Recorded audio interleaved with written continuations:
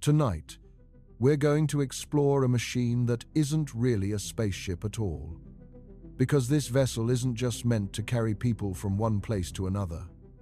It's meant to do something far bigger.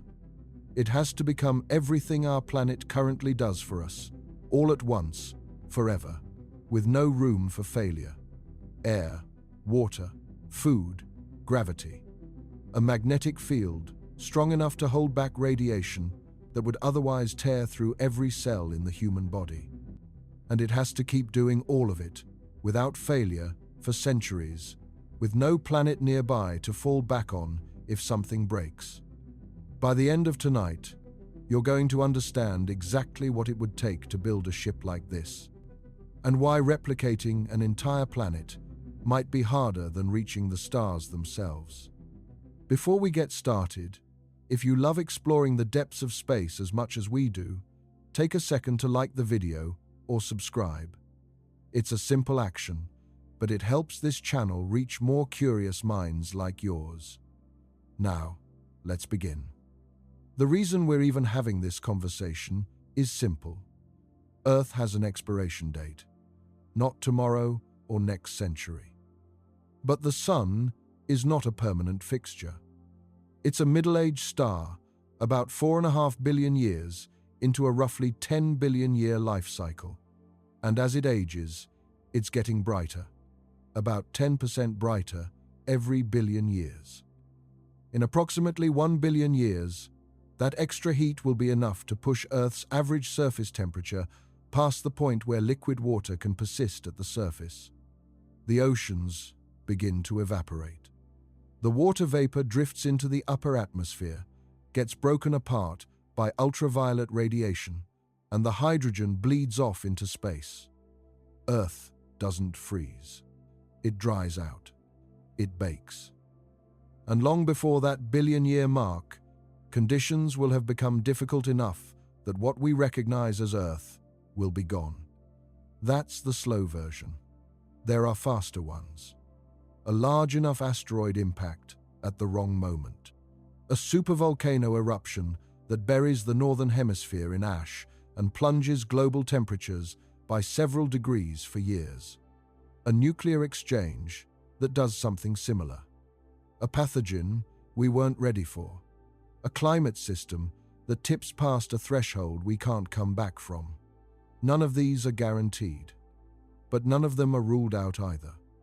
And the uncomfortable truth is that a species living on a single planet is placing all of civilization on one geological roll of the dice.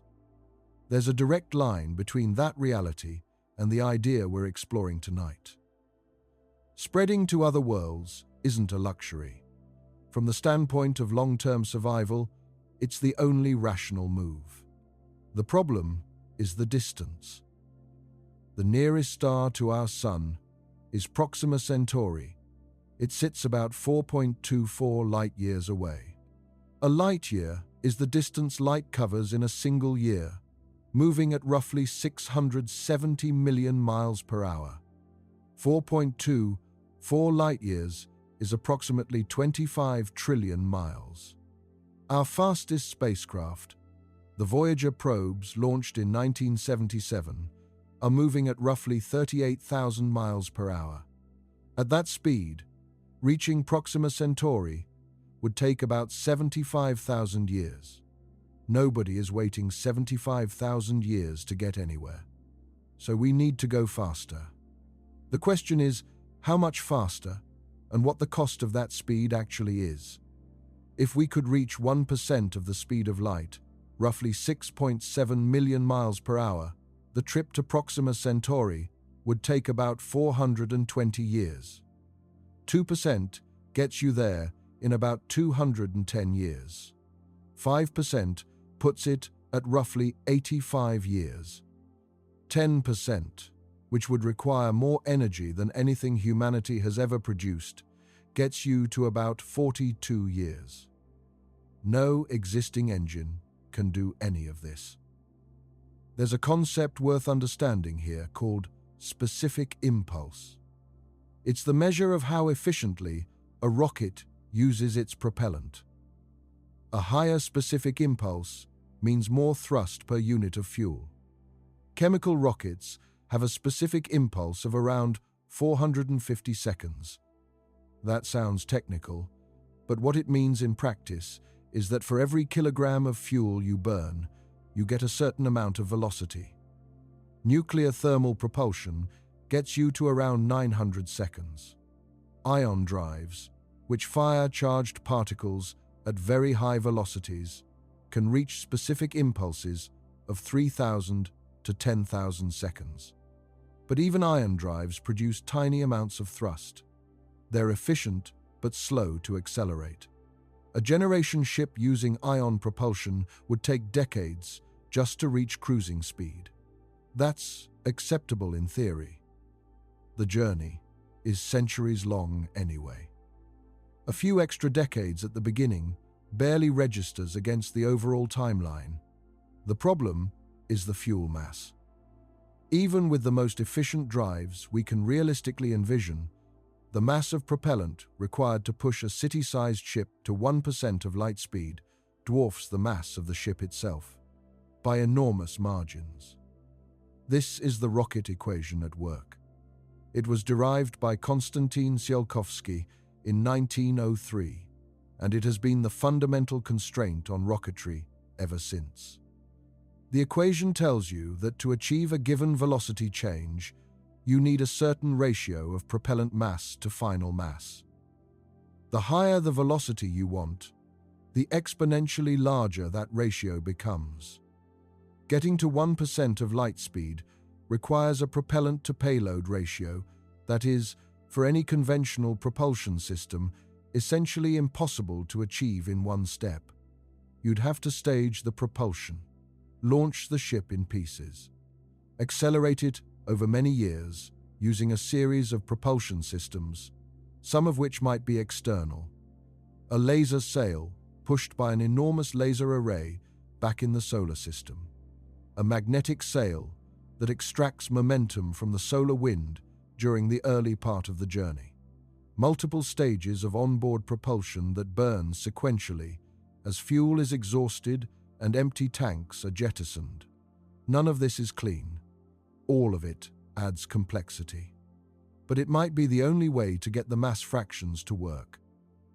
The most energetic propulsion system we've seriously tested is nuclear thermal, which roughly doubles the efficiency of a chemical rocket.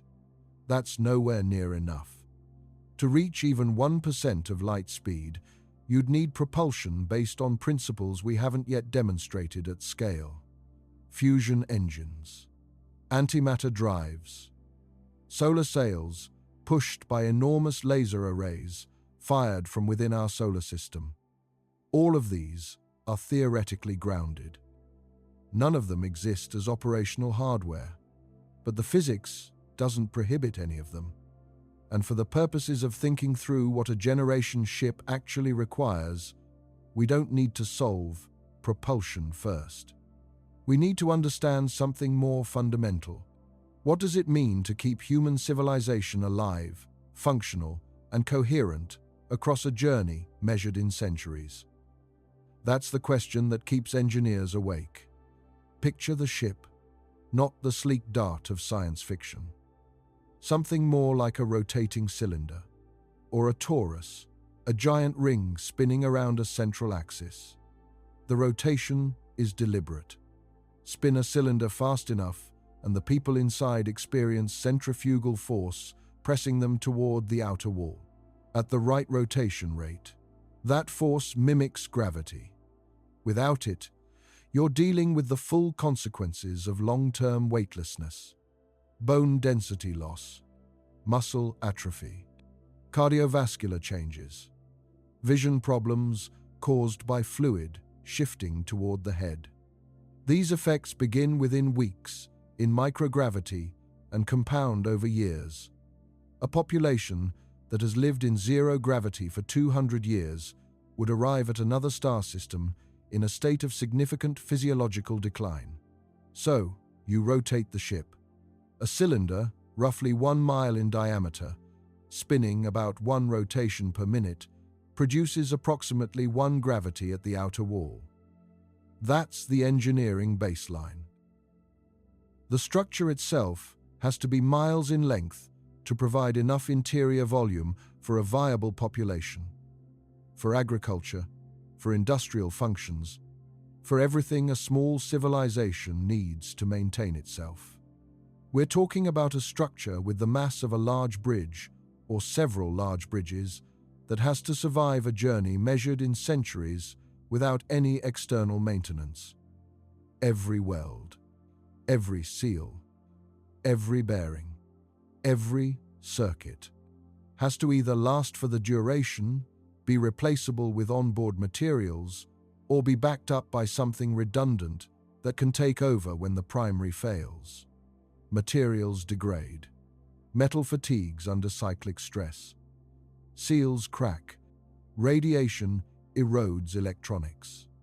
Whatever you build today, in 100 years its performance is degraded, and in 300 years it is a different object than the one you made.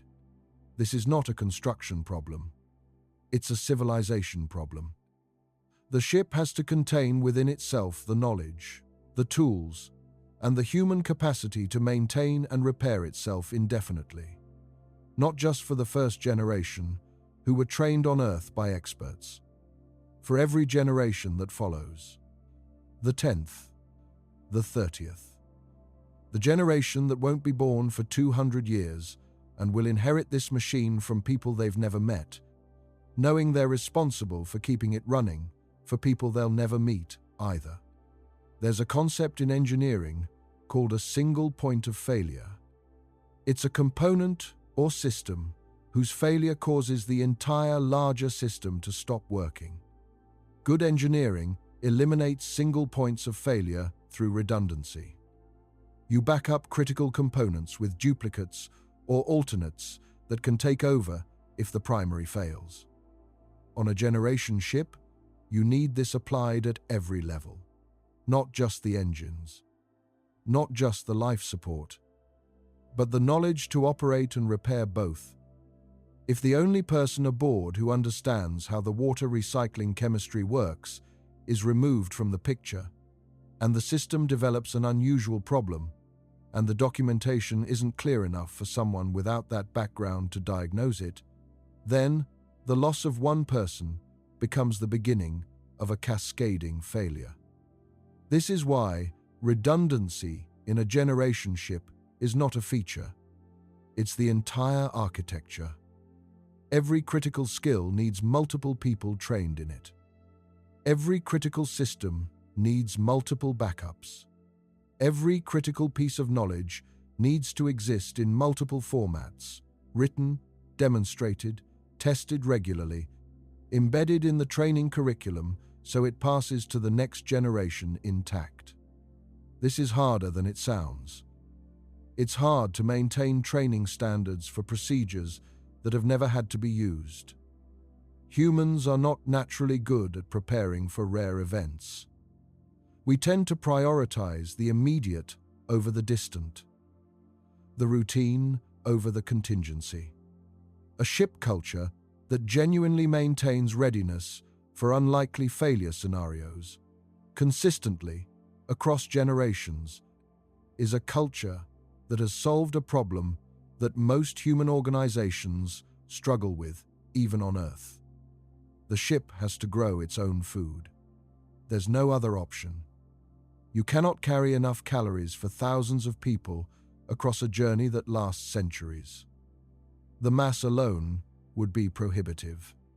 What you can carry is seeds, biological cultures, and the infrastructure to produce food continuously from basic inputs. Hydroponics. Closed-loop agriculture, where plants grow in trays under artificial light, their roots bathed in nutrient-rich water that gets recirculated and replenished. The plants produce oxygen as they grow. The crew exhales carbon dioxide, which the plants absorb. Organic waste gets composted and fed back into the growing cycle. Water is captured, filtered, and reused indefinitely. Nothing leaves the system. Every molecule that entered when the ship launched has to still be there when it arrives. This is called a closed-loop life support system, and it's one of the most complex engineering challenges in this entire picture. On Earth, the biosphere manages this automatically. It's been evolving to do it for billions of years. The oceans buffer the carbon cycle. The soil microbiome breaks down organic material. The atmospheric chemistry maintains oxygen and nitrogen in proportions compatible with life. All of this happens without human management.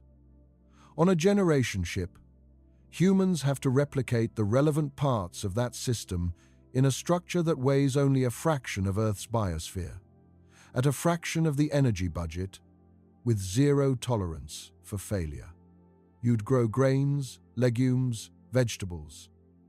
You'd probably have some protein from cultured meat or insects, which are extraordinarily efficient converters of plant material into protein. An insect converts roughly 2 kilograms of plant material into 1 kilogram of protein, compared to roughly 8 kilograms of plant material for 1 kilogram of beef. On a generation ship, that ratio matters. Every kilogram of food you produce more efficiently is a kilogram you don't have to grow, which is space and energy you can use for something else. The diet on board will not look like the diet of a prosperous Earth city. It will be nutritionally complete. It may occasionally be monotonous, and the people eating it will adapt to it, as humans have always adapted to the food their environment provides. The agricultural system isn't just about calories. It's about atmosphere management. Every plant that grows is performing photosynthesis, consuming carbon dioxide and releasing oxygen. Get the balance wrong, and the atmosphere inside the ship shifts in ways that are slow but serious. Too much carbon dioxide and cognitive function degrades. People become sluggish, make more errors, feel persistent headaches. Not immediately dangerous. But over weeks and months, as the balance drifts further, the consequences compound. You need the agricultural area sized precisely to the population it supports. Not just for food production, for atmosphere management, for carbon dioxide scrubbing, for humidity control. The plants are not just the kitchen, they're part of the life support. And if a significant portion of the growing area fails, the problem is not just hunger. It's atmospheric degradation happening simultaneously. The energy to run all of this has to come from somewhere. A nuclear fission reactor is the most realistic near-term option. A large one, or several, running in parallel. Fission reactors can run for decades on a fuel load, but decades is not centuries. You'd need to carry enough fuel for the entire journey, or you'd need the ability to reprocess spent fuel on board, extracting fissile material from the waste and using it again. This is called closed-cycle fuel reprocessing, and it exists in limited forms on Earth. Doing it reliably aboard a spacecraft for centuries is another matter. Fusion reactors, if we ever develop them to operational reliability, would be significantly better. The fuel is hydrogen, which is the most abundant element in the universe. A fusion reactor, burning hydrogen, doesn't produce the long-lived radioactive waste that fission does. The maintenance burden is different. The fuel situation is better. The energy output for a given fuel mass is orders of magnitude higher than fission. We don't have operational fusion reactors yet. The physics works. The engineering remains unsolved after 7 decades of serious effort. But the trajectory of progress suggests that reliable fusion power is a question of when rather than whether. And the when might be within this century. A generation ship launched 100 years from now might launch with fusion reactors as a baseline assumption rather than an optimistic hope. For now, the working assumption is that you carry what you need, which means the ship's mass at launch is dominated by fuel. Most of what you're accelerating is the stuff that's doing the accelerating. This is the tyranny of the rocket equation. The more mass you need to move, the more fuel you need. The more fuel you carry, the more mass you have. The more mass you have, the more fuel you need to move that. It compounds in a way that makes the numbers very large very quickly. A ship capable of reaching 1% of light speed, carrying 10,000 people and everything they need for 400 years, would require a launch mass so enormous it strains any realistic estimate of what humanity could build at our current level of development. Some proposals suggest that the ship wouldn't launch from Earth at all. It would be built in space, assembled at a construction facility in orbit, fueled by material mined from asteroids or the outer planets.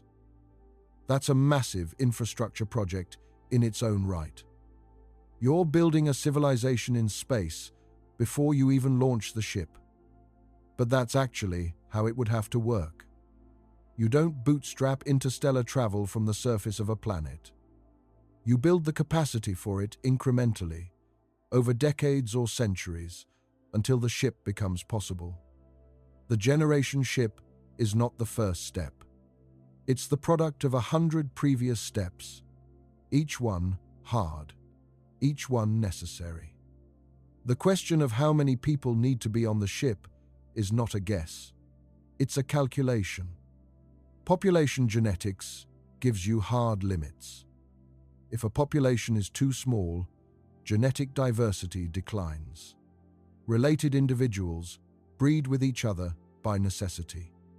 Harmful recessive mutations, which are normally suppressed because you need 2 copies to express them, start showing up more frequently because everyone shares common ancestors. This is called inbreeding depression. It's been documented in island populations, in captive animal breeding programs, in historical cases where isolated human communities became genetically bottlenecked.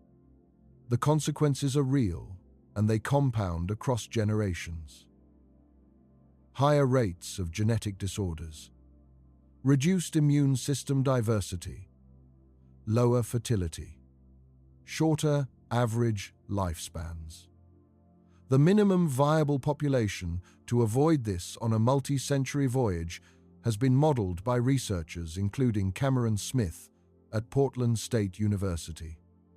His analysis, published around 2014, concluded that you need a founding population of at least 10,000 people to maintain adequate genetic diversity across a journey of 200 years or more, even accounting for reasonable birth rates and some degree of attrition.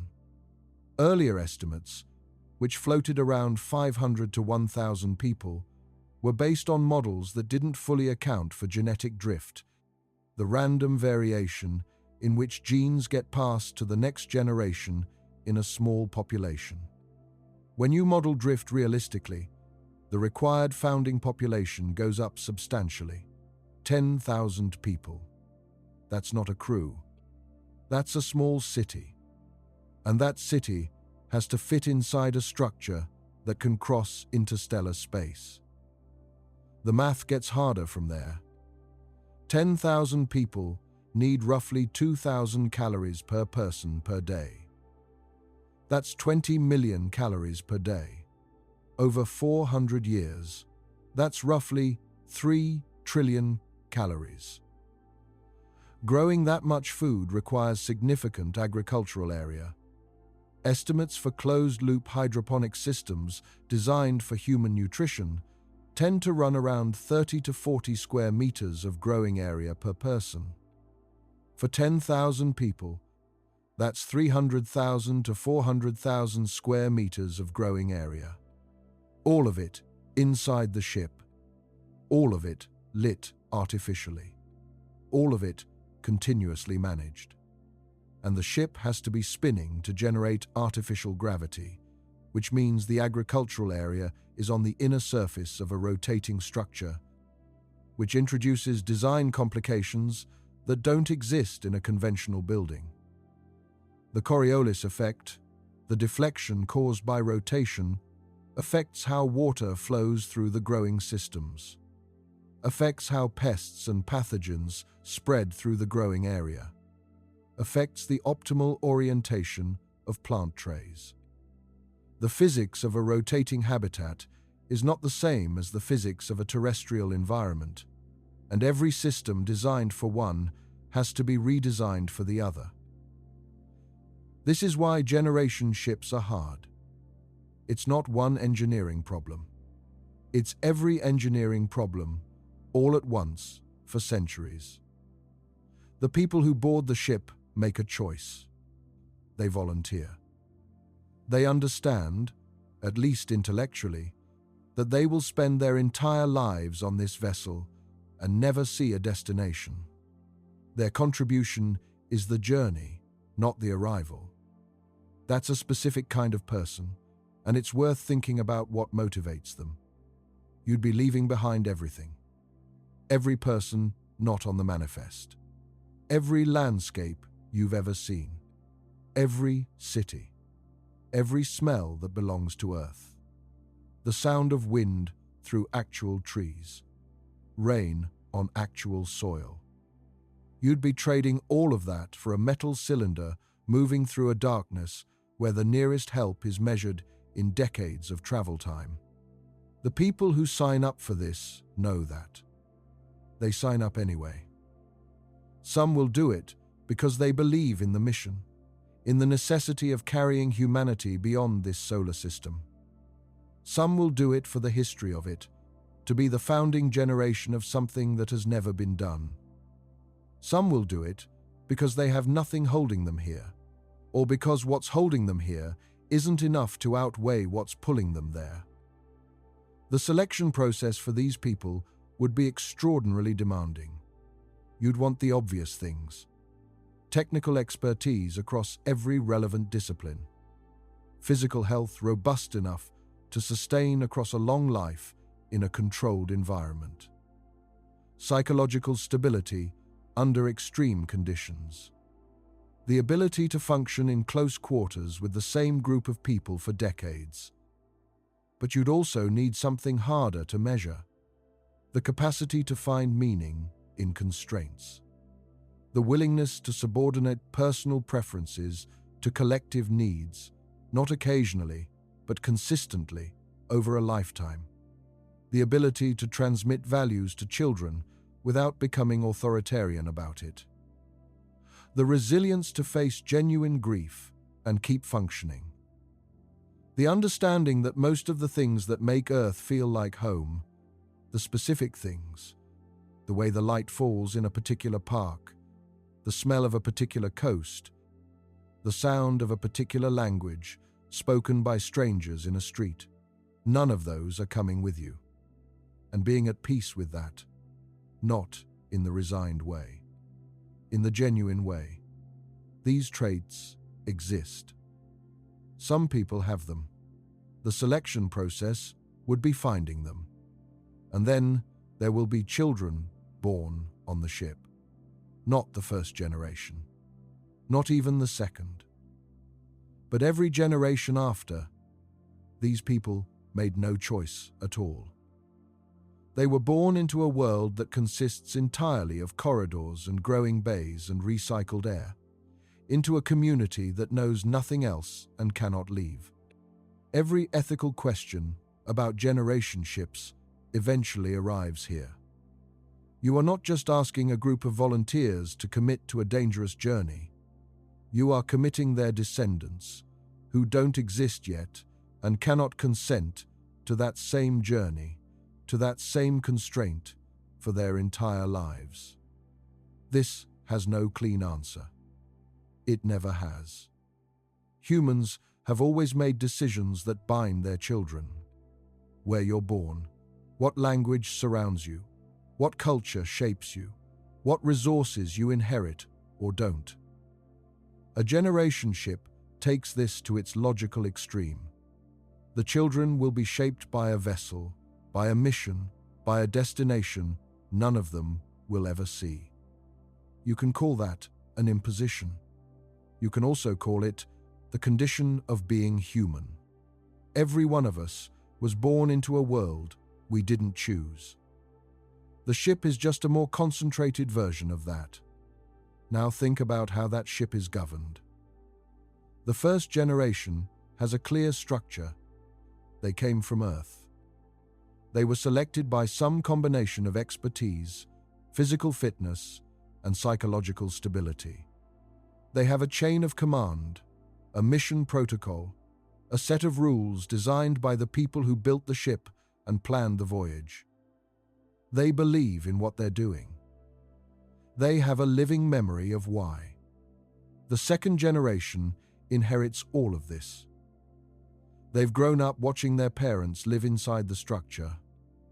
They understand it from the inside, but they didn't design it. And some of them will start to wonder whether the rules make sense, whether the hierarchy is fair, whether the mission is worth the cost they're being asked to pay. The fifth generation has grandparents who were born on the ship. Earth is not a memory. It's a story.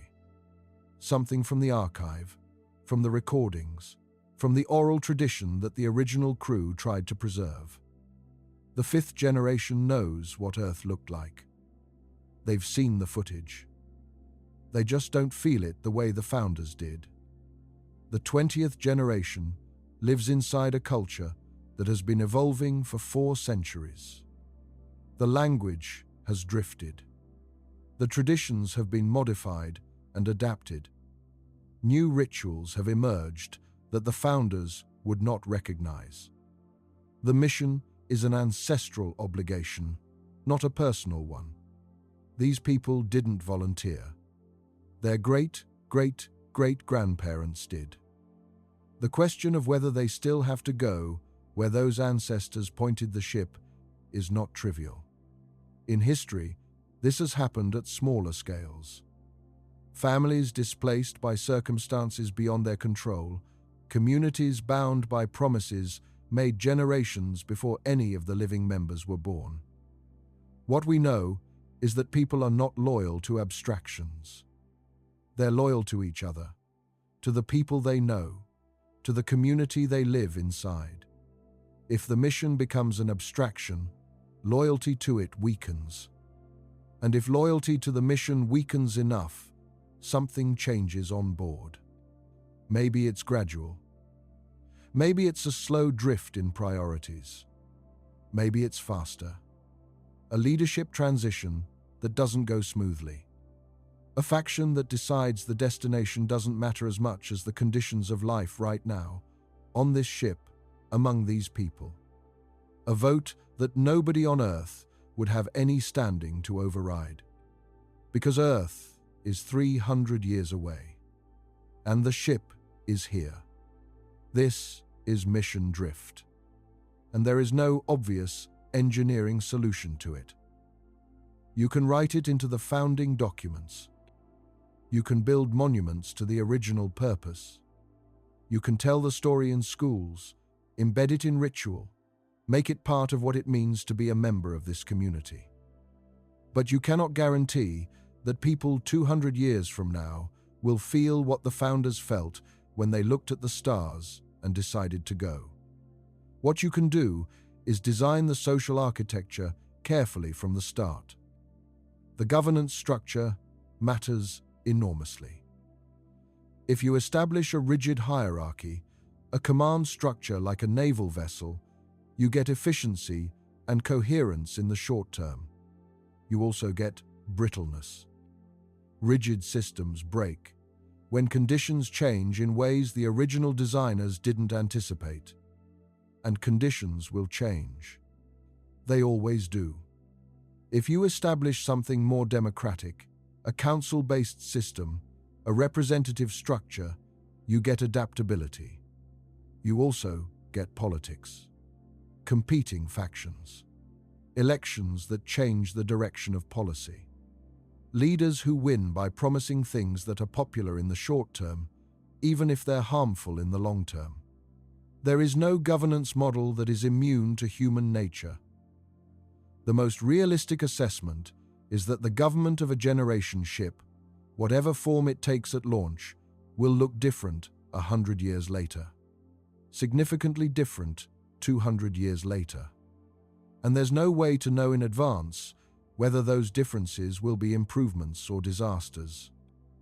What you can do is build institutions that are hard to destroy even when individuals want to destroy them. Distributed authority. Multiple overlapping systems of accountability. A culture that values the mission enough to resist anyone who would abandon it. But culture is a living thing. It can't be frozen. You build a culture, and then it grows, and after enough time, it's something you didn't build, something that grew from what you built. And you won't be there to see what it became. There's a concept from social psychology called in-group and out-group dynamics. Humans are tribal by nature. We form strong attachments to the groups we belong to, and we define ourselves partly in opposition to groups we don't belong to. On Earth, this tendency produces both the warmth of community and the ugliness of prejudice.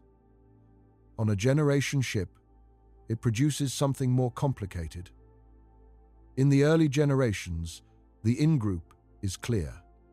We are the people on this ship. Earth, people are the out-group, increasingly distant, increasingly abstract. But within the ship, new distinctions will form. The people who work in the agricultural section versus the people who work in engineering. The families from certain original cultural backgrounds versus others. The people who support the current governance structure versus those who oppose it. The technically trained versus those whose work is more social or creative. These distinctions will solidify into something like social classes. Not necessarily rigid ones, not necessarily unjust ones, at least not initially. But the hierarchy of who matters more, whose skills are more valued, whose section of the ship is more comfortable, will emerge. It always does. History shows no example of a complex human society that didn't develop social stratification of some kind. The question is whether the stratification is manageable. Whether it remains permeable enough that people can move between levels through effort and talent. Whether the lower rungs of the social hierarchy have enough dignity and enough resources that they remain part of the community rather than becoming an alienated underclass. An alienated underclass on a generation ship is not a social problem you can contain. It's a structural threat. People who feel that the system is designed against them, that their contributions are undervalued, that their children will face the same constraints they did, are people who eventually stop maintaining that system, or worse. Managing inequality on a generation ship is not a soft problem. It's as critical as managing the water supply. The question of expertise versus democracy runs through all of this. Running a generation ship requires technical knowledge, the kind that takes years to acquire and can't be replaced by good intentions. If your water recycling system is failing, you need someone who understands water recycling chemistry, not someone who was elected on a platform of water recycling reform. The person who understands the system. There's a real tension between the democratic impulse, giving people a voice in the decisions that affect their lives, and the technical requirement, putting decisions in the hands of people who are actually qualified to make them. This tension exists on Earth too. We navigate it imperfectly. On a generation ship, the consequences of navigating it wrong are more immediate. Electing a leader who ignores the engineers when the engineers say the reactor needs maintenance doesn't produce a policy dispute. it produces a dead reactor. And a dead reactor, on a ship in interstellar space, is a different category of problem than it would be in a power plant on Earth.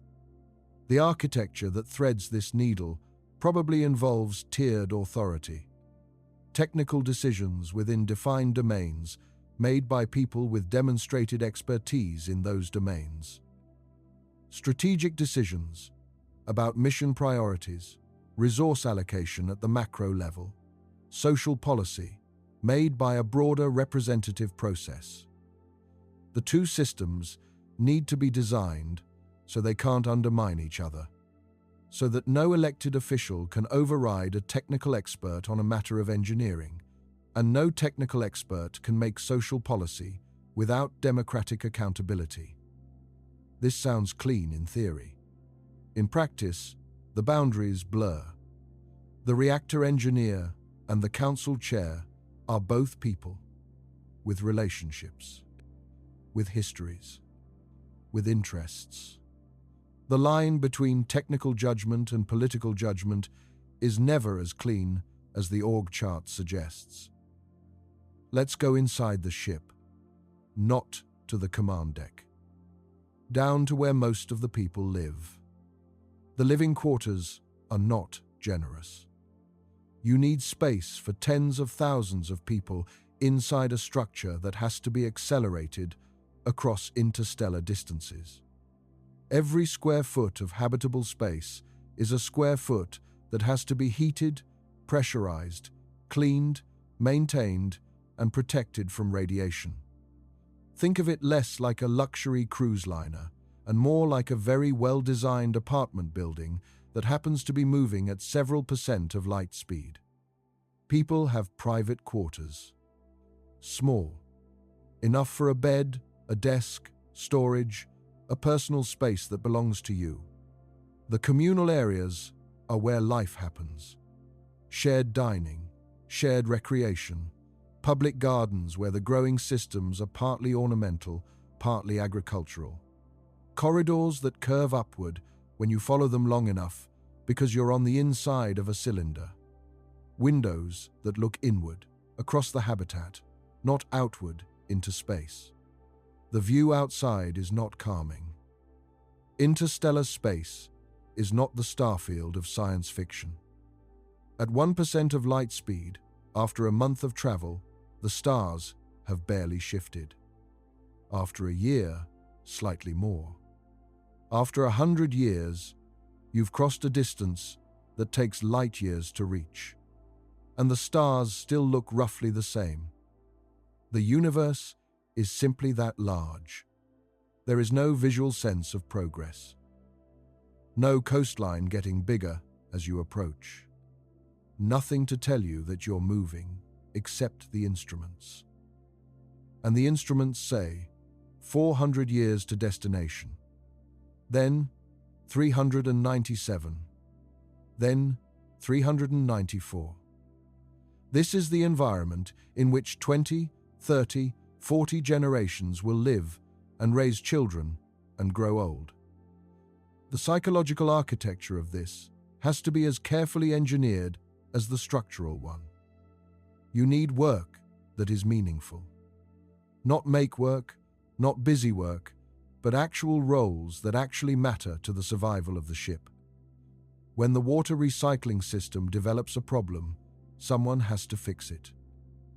When the crop yields in growing Bay 7 drop below the baseline, someone has to figure out why. When a child is sick and the medical system flags an anomaly, someone has to diagnose it. Purpose is not optional. A population without purpose is a population in slow disintegration. You also need space for things that have no immediate practical value. Art, music, games, philosophy, sports, probably.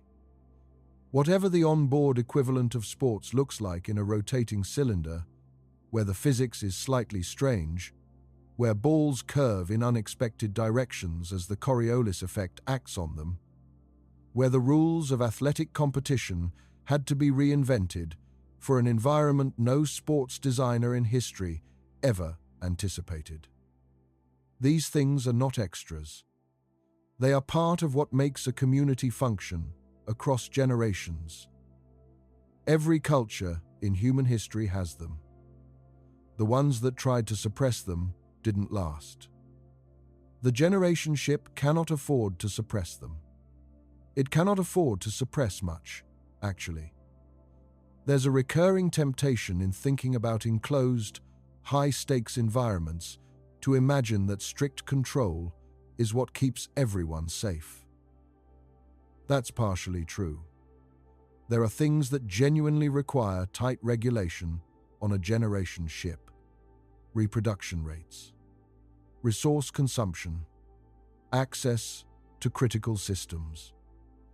You cannot let population grow faster than the ship's agricultural capacity can sustain. You cannot let any individual consume more than their allocated share of water or power without consequences.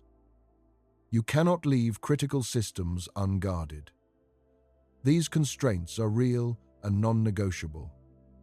But the impulse to extend control beyond what's necessary, to regulate behavior that doesn't threaten the ship's survival, to create a rigid hierarchy that concentrates power in a small leadership class, that impulse is its own threat. History does not have good examples of isolated, enclosed communities that thrived under authoritarian control over long periods. It has examples of them becoming oppressive, brittle, and eventually explosive. The generation ship that launches with a sensible governance structure has no guarantee that structure will hold. But the one that launches with a rigid, top-down hierarchy almost certainly won't survive intact for 1,000 years. The question of reproduction is one where this tension is most acute. You need people to have children, enough to replace the people who are gone and maintain a stable population, but not so many that you exceed the ship's capacity to feed and house them. You need to hit a narrow target. Enough births to replace losses. Not so many that you exceed carrying capacity. And you need to maintain this balance for centuries. Any persistent deviation accumulates over time. A small decline in birth rate, just a few percentage points, compounds over generations. A small increase leads to resource strain that also compounds. How do you regulate this without crossing into territory that most people find deeply objectionable? Some proposals suggest a lottery system for birth permits. Each year, a number of permits are made available, proportional to the population loss of the previous year. Couples who want children enter the lottery. Winners get permission to conceive. Losers wait and try again. It's random, which feels fairer than alternative approaches. But randomness means some people who desperately want children might wait years before winning, while others who are ambivalent might win on the first try. Other proposals suggest merit-based selection, where couples are evaluated on their genetic health, psychological stability, and demonstrated ability to parent. This is more efficient from a population health standpoint. It's also deeply uncomfortable. You are now making an official judgment about whether a specific person is worthy of having a child. The history of policies like that on Earth is not encouraging. There are no good answers here. Every option involves an uncomfortable trade-off between individual reproductive freedom and collective survival. The ship's designers will have to choose something, and whatever they choose will shape the culture of every generation that follows. One of the challenges nobody likes to talk about is what happens when things go wrong at a biological level. Not mechanical failure, genetic failure. A founding population of 10,000 people sounds like a lot. But genetic diversity doesn't scale linearly with population size. It scales with effective population size, which accounts for which individuals actually contribute offspring to the next generation. If the founding population is 10,000, but only half of them reproduce, and within that half, there are patterns, certain families producing more children than others, certain genotypes turning out to be slightly more fertile or slightly more attractive as mates, the effective population size drops. It might drop significantly. And over generations, even small biases in who reproduces compound. Certain genes become more common. Others drift toward rarity. Some disappear entirely. This is called genetic drift, and it happens in every small population, including ones that seem large enough to be immune to it. The consequences play out slowly. After 100 years, the population looks fine. After 300 years, certain inherited conditions are appearing at slightly higher frequencies than they did at launch. After 600 years, the pattern is undeniable. The genetic health of the population has quietly degraded while everyone was focused on keeping the engines running and the crops growing. There are ways to counter this. You can freeze embryos or gametes at launch, preserving genetic diversity from the founding generation in a form that doesn't consume resources or require housing. Periodically, over the course of the journey, the ship can use those frozen samples to introduce genetic diversity that would otherwise have been lost. Effectively, the founding generation donates genetic material to future generations they'll never meet. It's a strange kind of legacy, but it works, in principle. The technology to do this is not speculative. We can freeze human reproductive cells and embryos today and thaw them decades later with high success rates. A generation ship would need this capacity from launch, maintained continuously, and used strategically across the journey. The other option is genetic engineering. As technology improves, the ability to identify and correct harmful mutations in embryos improves with it. A generation ship, 100 years into its journey, might have the technical capability to screen every embryo conceived on board and correct known genetic problems before implantation. This raises questions about who decides what counts as a problem, what counts as a mutation worth correcting versus a variation worth preserving. These are not hypothetical, ethical dilemmas. They are the kind of real disagreements that fracture communities. You can imagine, quite easily, a society on board that has divided over this exact question. One faction that sees genetic management as essential to the mission's survival. Another that sees it as an overreach, an intrusion into the most intimate decision a person can make. Both positions are comprehensible. Neither is wrong in any simple sense.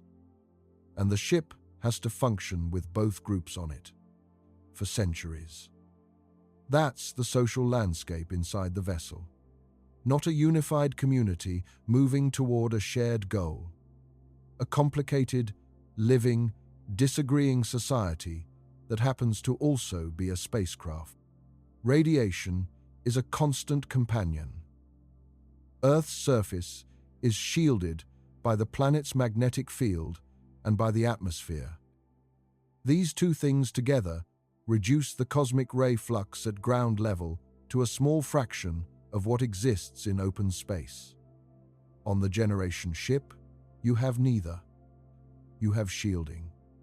Thick layers of water or polyethylene or some combination of materials that absorb incoming particles before they reach the crew. But shielding has limits. The highest energy cosmic rays, the ones produced by supernovae and active galactic nuclei, can punch through almost anything. Not in large numbers, but consistently, over decades, delivering a slow, accumulated dose to everyone on board. Over a lifetime, this raises cancer risk. Over a generational span, it introduces mutations into the gene pool. Over centuries, the cumulative effect is measurable in population health outcomes. There's no solution to this that doesn't involve mass. More shielding means more mass. More mass means more energy to move. There's a point where the shielding is heavy enough to be self-defeating. What you actually do is build enough shielding to bring the dose down to an acceptable level, and then you accept the residual risk. You track it. You manage the medical consequences as they arise. You accept that the population on board will, on average, face a slightly higher lifetime cancer risk than a population living on Earth. This is one of many ways in which life on the generation ship is simply harder than life on a planet. It's not catastrophically harder, not in any single dimension. But the hardness accumulates. Radiation risk, limited space, constrained diet, no experience of weather, of seasons, of the natural world that shaped human psychology over hundreds of thousands of years. The sky is a ceiling. The horizon is a wall. The darkness outside the hull is not like the darkness of a rural night. It's absolute, empty, and it goes nowhere that the living will ever reach. What that does to people across generations is something we genuinely don't know. We have studies of long-duration isolation, polar expeditions, submarine crews, space station inhabitants. The longest any human has spent continuously in space is just over 14 months. That data is useful, but it doesn't extend to the conditions of a generation ship where the isolation is permanent and the population includes children who have never known anything else. The psychological architecture of the ship has to be designed to counter this in ways we're still working out. Meaningful work is part of it. Community connection is part of it. Access to simulated natural environments, virtual spaces that give the brain the sensory input it evolved to process, is part of it. Some proposals suggest that the interior of the ship should be designed to mimic a natural landscape as closely as possible. Not just functional growing bays, but actual parks with soil and trees and simulated sky where children can play in something that feels like the outdoors, even though it isn't. The simulated sky is worth a moment. The human brain is calibrated to a 24-hour light cycle. It has been for as long as the species has existed. The relationship between daylight, hormone production, sleep quality, mood, and long-term mental health is well documented. Disrupting that cycle has real consequences, as anyone who has worked rotating shifts or crossed multiple time zones can tell you. A generation ship with no sun needs to simulate it. Full spectrum lighting that rises and sets on a schedule.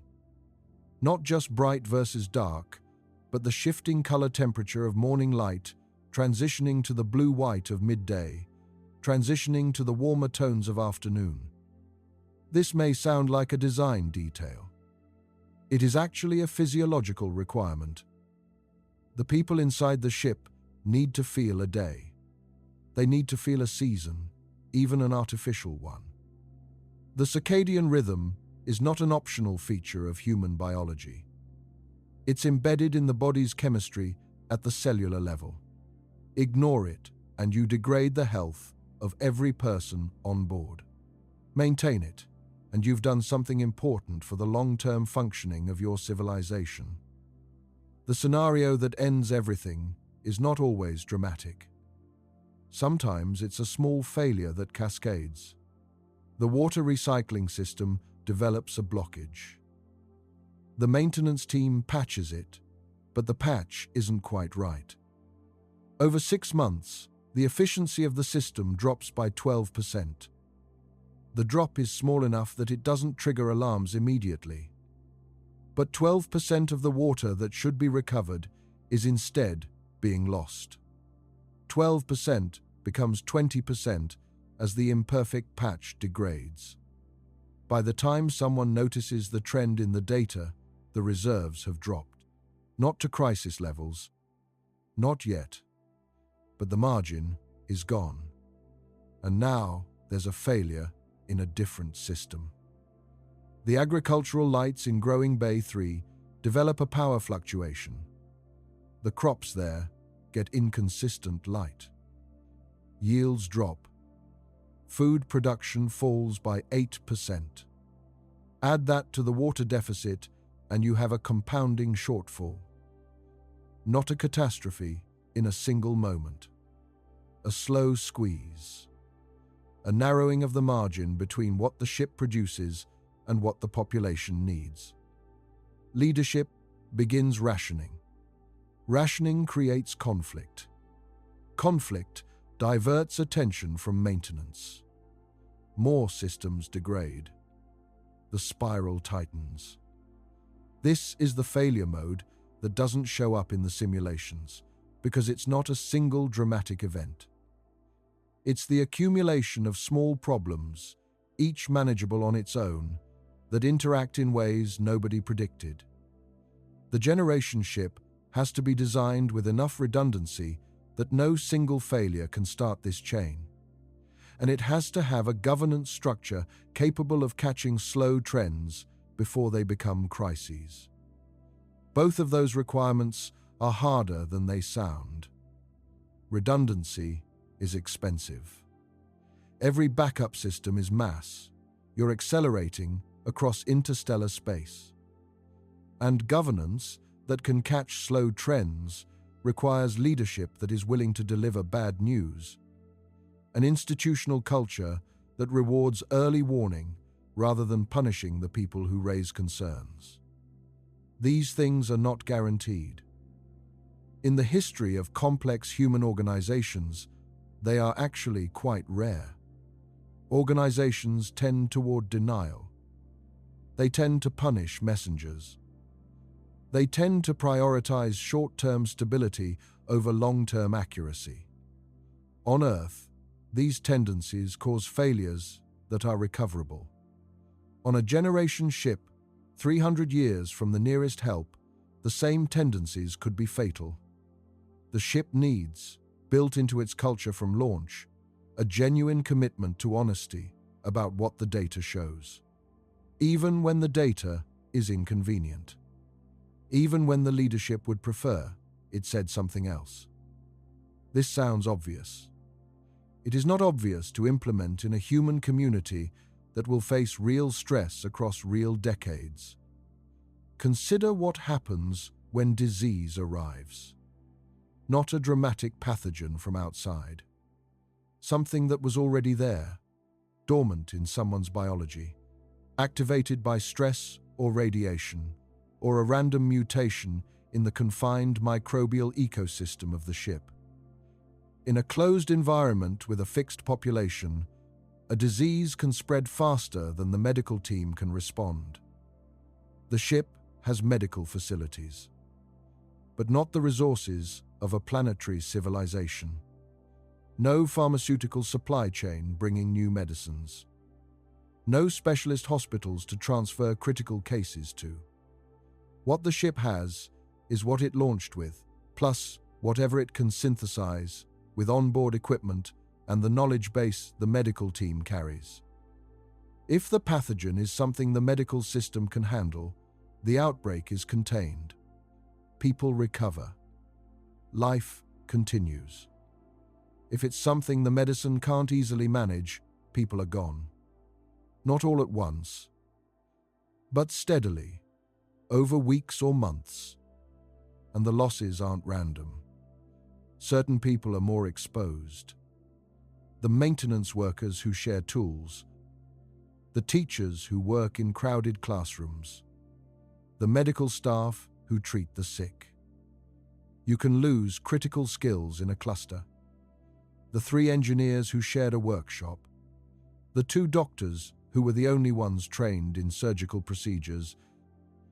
Once that knowledge is gone, it's gone. You can look it up in the documentation, but documentation is not the same as experienced hands. A disease outbreak on a generation ship is not just a medical crisis. It's a skills crisis, a morale crisis, and potentially a structural crisis, all at once. Planning for this requires more than medical supplies. It requires distributed training so that no single skill exists in only a handful of people. It requires quarantine procedures designed into the architecture so that sections of the ship can be sealed off without losing functionality. And it requires a culture that doesn't panic, that responds to crisis with the same steady competence it applies to routine maintenance. Building that culture is a slow project. It requires decades of consistent institutional messaging, of practicing for emergencies before they happen, of leadership that models calm under pressure rather than catastrophizing. You have to build it deliberately from the beginning, because in the middle of a crisis, it's too late to start. There's a particular kind of crisis that plays out in slow motion, and it doesn't involve any system failure at all. It's the problem of technological obsolescence. The ship launches with the best technology available at the time of departure. Propulsion, life support, medical equipment, computing systems. All of it state-of-the-art. But civilization on Earth doesn't stop advancing. In the decades after the ship departs, better technologies might be developed. Faster ones. A ship launched 20 years after ours might reach the destination, using technology that the founders of our ship only dreamed about, and might arrive decades ahead of us, despite having left decades later. The people on board would know this. They receive messages from Earth, arriving at the speed of light, describing new breakthroughs, new capabilities. And they realize that they're using outdated equipment. That if the mission were launched today, it would be better, faster, safer. But they're stuck with what they have. That knowledge can be demoralizing. It reinforces a feeling of having been left behind, of being the slow pioneers who gave up everything only to be overtaken by people who waited. And it raises real questions. Should Earth send a resupply mission using the faster technology to catch up? In theory, if the new propulsion is fast enough, yes. In practice, matching velocity with a ship already moving at a significant fraction of light speed is extraordinarily difficult. You'd have to accelerate to a higher velocity than the original ship, catch up over interstellar distances, decelerate to match the ship's speed, and then execute a cargo transfer in deep space. The logistics are enormous.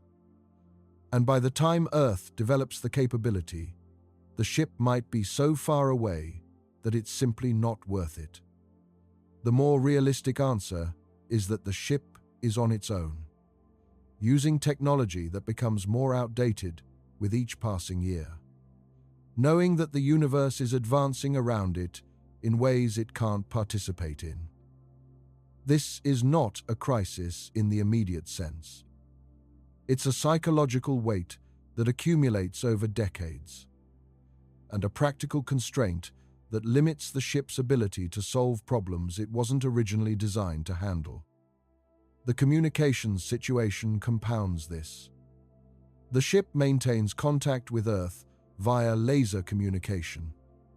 Data transmitted at the speed of light, focused into a tight beam that carries information across the growing distance between the ship and home. In the early years of the journey, the communication lag is manageable. A few light years means messages take a few years to arrive. You send a question and wait years for the answer. Not ideal, but workable. By the middle of the journey, the lag has grown to years, sometimes many years, depending on the destination. You are essentially communicating with people who live in the past. The Earth that answers your message is the Earth of years ago.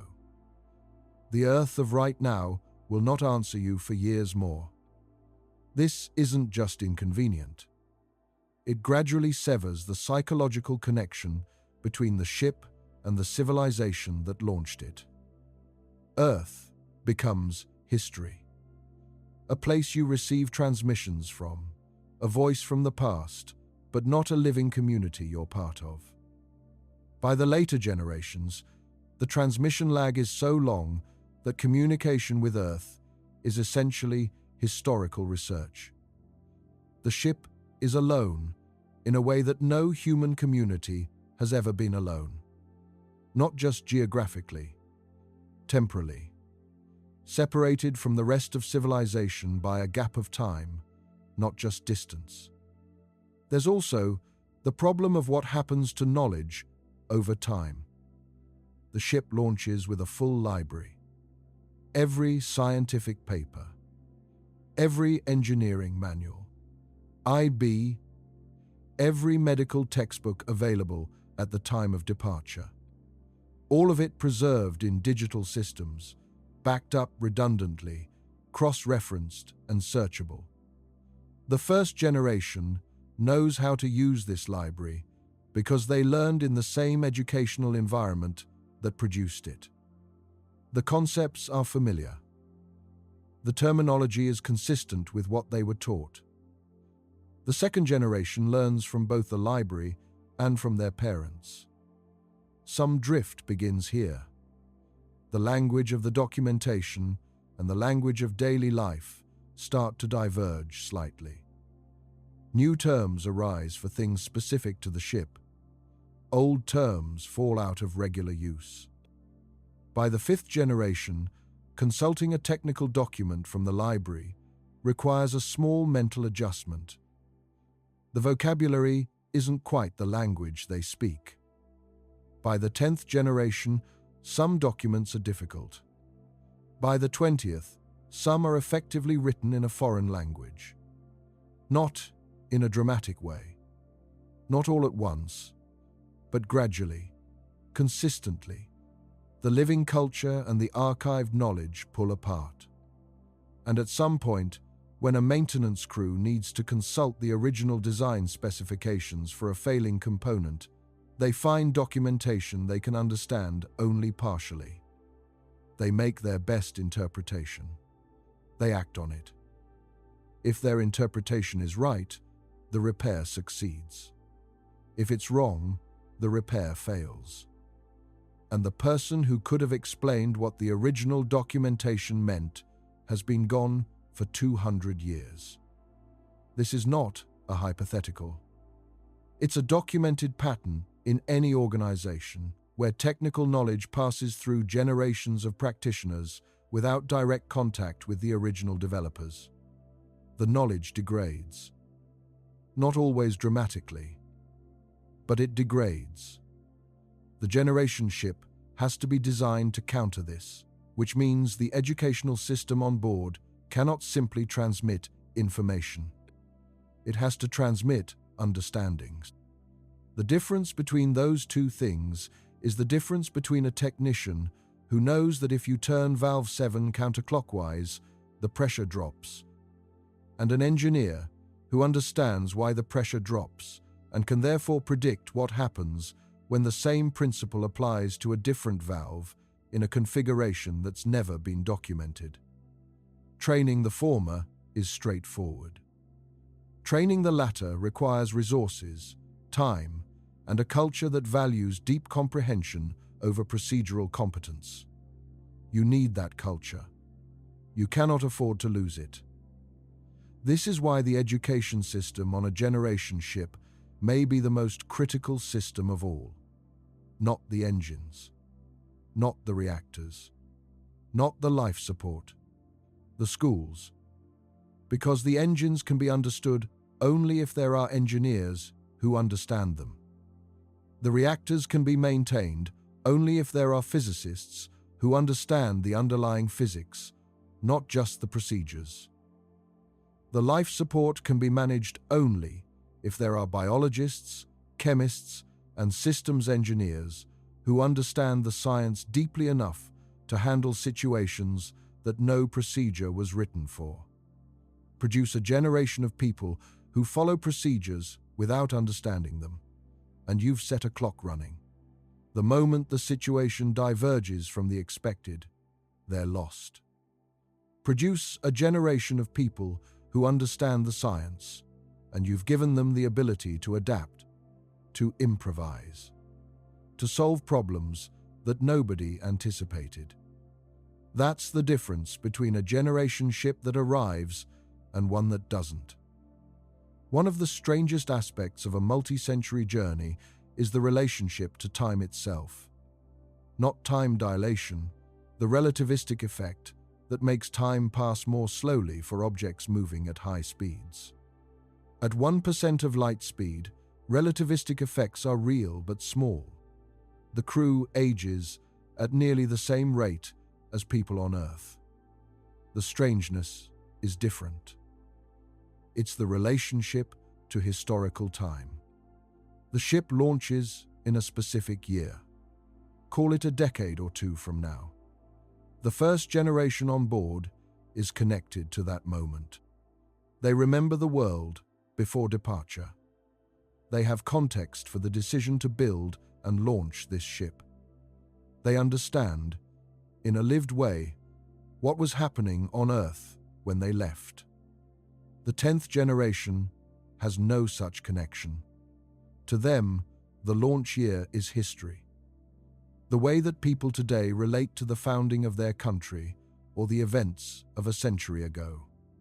You know about it. You've learned the story. But you weren't there.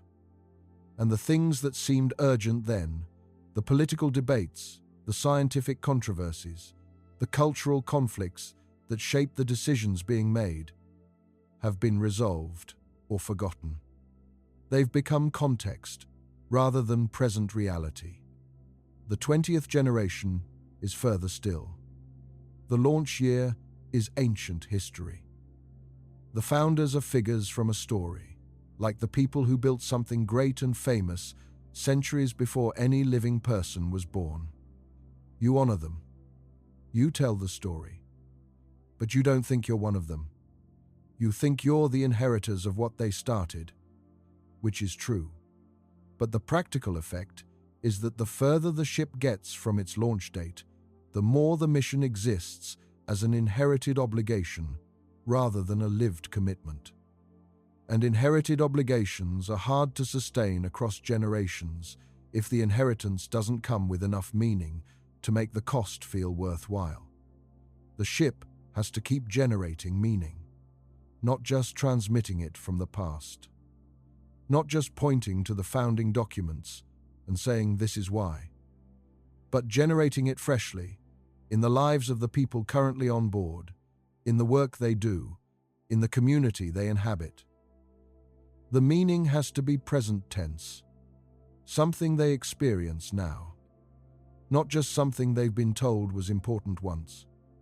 The communities that have sustained themselves across long timescales, across generations of people who never chose to be part of them, are the ones that found ways to make membership meaningful in the present. Not by coercion, by giving people something real to be part of. Work that matters. Community that supports. A sense of place that belongs to you, even though you didn't choose it. These things can exist on a generation ship. They have to be designed in, and they have to be maintained. That's one more job for every generation, to keep meaning alive. In a place where the stars don't move and the destination is always centuries away. There is a version of this that works. Not perfectly, but well enough.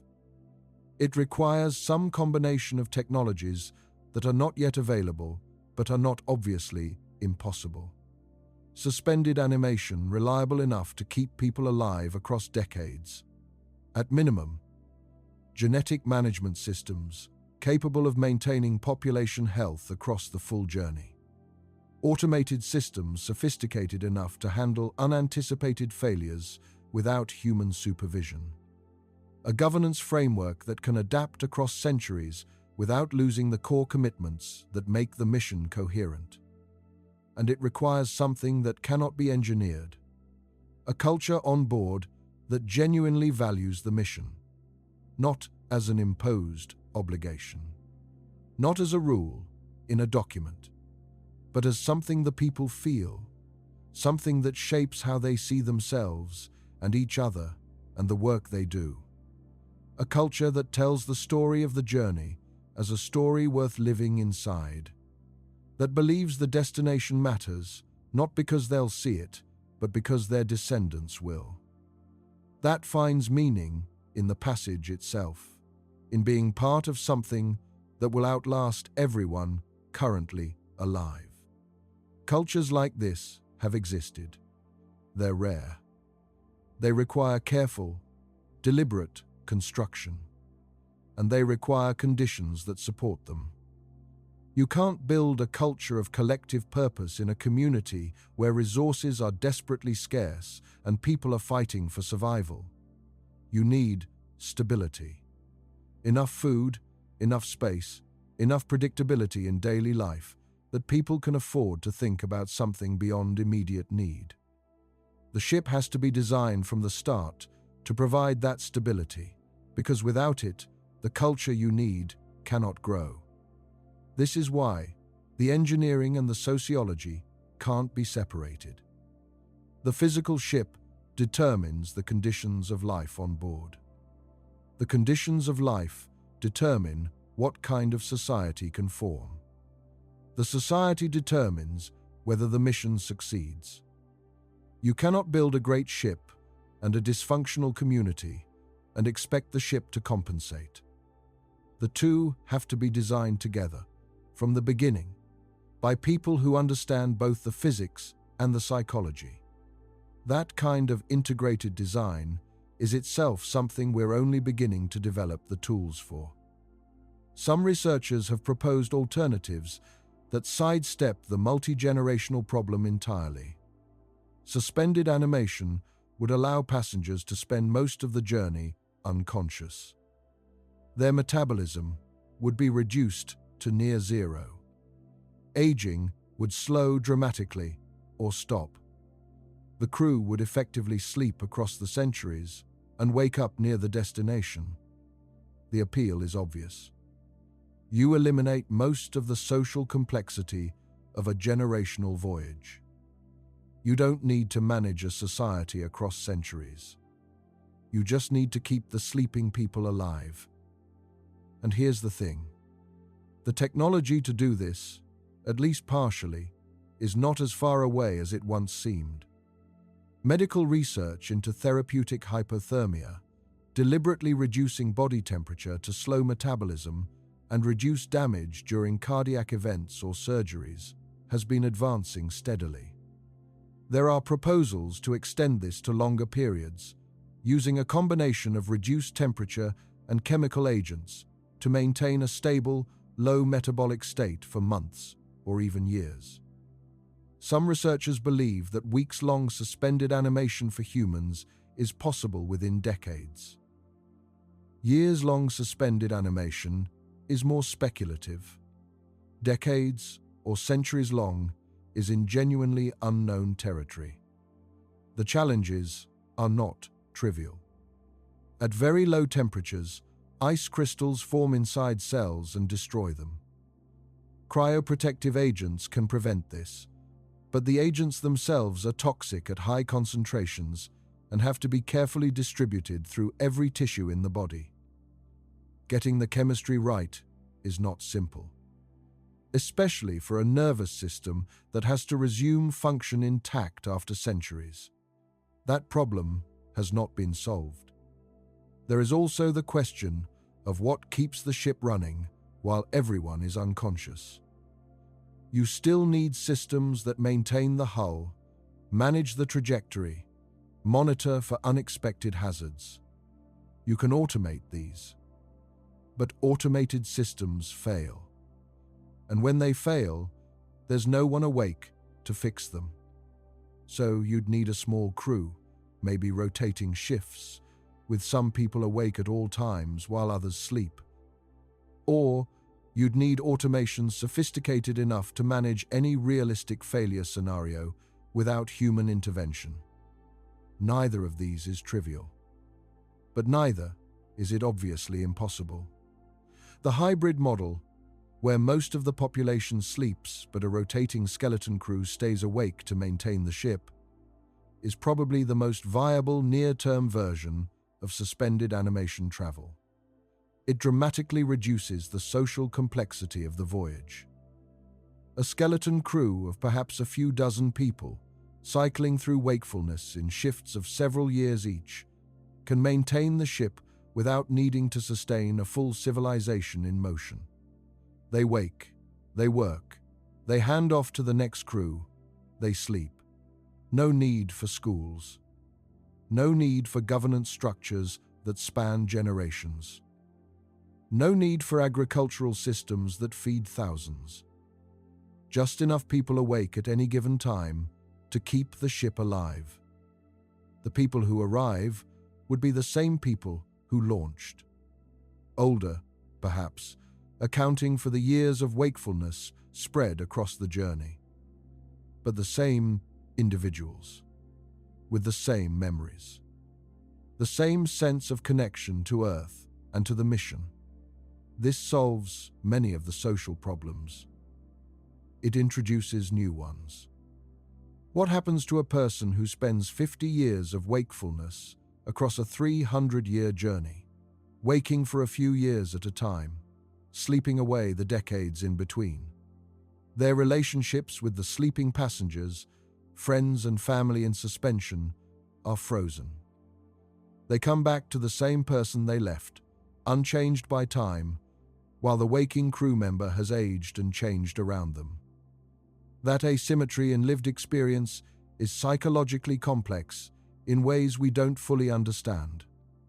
And if the suspension technology fails while people are inside it, the consequences are catastrophic and irreversible. You are not sleeping with a safety net. You are trusting your life to a system that has to work perfectly for centuries with no possibility of external maintenance. The probability of failure per year may be small. Over 300 years, those small probabilities accumulate into something that cannot be ignored. There's another proposal that takes a completely different approach. Instead of sending living adults in suspended animation or sending a self-sustaining generational population, you send the information needed to make humans and reconstruct them at the destination. Frozen embryos, or just digital sequences of human genomes, sent aboard a small and lightweight probe. At the destination, an automated system, an artificial intelligence capable of operating independently, handles the construction of the infrastructure needed to receive new life. The embryos are gestated in artificial wombs. The children are raised, to whatever degree a machine can raise a child, until they're old enough to manage themselves. Then they build the colony. This is sometimes called embryo space colonization. It solves the mass problem. Embryos and genome sequences weigh essentially nothing compared to a crude ship. You can send multiple probes to multiple destinations simultaneously. If one fails, others may succeed. It solves the social continuity problem. There's no multi-generational community to maintain in transit. Just machines doing their job. But it introduces a problem so large, it tends to stop the conversation. You are creating children, human beings, at the destination, with no parents, no community, no culture. Raised by machines. The first generation of a new world, born into a situation that no human has ever experienced, with nothing to guide them except whatever programming the machines carry from Earth. The question of whether this is ethical is not a simple one. You could argue that those children would have lives worth living, that the alternative is never bringing them into existence at all, that their situation, however unusual, is a foundation from which they could build something real. You could also argue that creating human beings in conditions of radical isolation, with no human caregivers, no genuine community, no culture in any meaningful sense, is an act of extraordinary cruelty, regardless of the intention behind it. This debate doesn't resolve cleanly. It probably never will. What it illustrates is that every version of the generation ship idea, every proposed solution to the problem of crossing interstellar distances with human beings, eventually runs into something that isn't an engineering problem. It runs into a question about what we owe each other. What obligations the living have to people not yet born. What it means to choose something on behalf of someone who cannot choose. These are old questions. They appear in every civilization, every legal system, every family that has ever tried to build something that would outlast the people who started it. The generation ship makes them concrete and urgent in a way that nothing else does. The arrival at the destination star system doesn't happen in a moment. It happens over years. The deceleration phase of the journey is just as demanding as the acceleration phase. You can't arrive at a star system moving at 1% of light speed and simply stop. You have to decelerate. And deceleration requires the same kind of energy as acceleration, just applied in reverse. The engines fire in the forward direction. The ship slows down. Gradually, over years. During this deceleration phase, the ship's orientation changes. The thrust axis shifts. The internal gravity environment changes character as centrifugal gravity and deceleration thrust interact. People feel it, not dramatically, but perceptibly. The ship moves differently than it has for their entire lives. For the last generation of the journey, the one that will actually arrive, this is the beginning of something new. They grow up knowing they're the ones who will see it, the ones who will arrive, the ones for whom the journey ends and something else begins. That knowledge shapes them in ways their predecessors weren't shaped. Every generation before them lived in the middle, the endless middle, the journey that had no near end. This generation lives at the edge of arrival, and that proximity to destination changes the psychological landscape of the community. There's excitement, anxiety, a sense of responsibility that their predecessors could defer to future generations. Future generations have run out. They're the future generation. The weight of that is real. The other side of that weight is the question of what arrival actually means.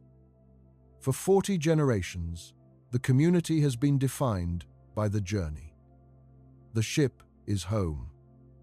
The routines of shipboard life are normal. The agricultural cycles, the maintenance schedules, the governance processes, the social structures, all of it was designed for a community in motion. Arriving doesn't solve the problems of building a colony on a new planet. It creates them. The skills that kept the ship running for 1,000 years are not the same skills needed to establish a civilization on a new world. Agriculture in a hydroponic system and agriculture in an alien soil are related but different disciplines.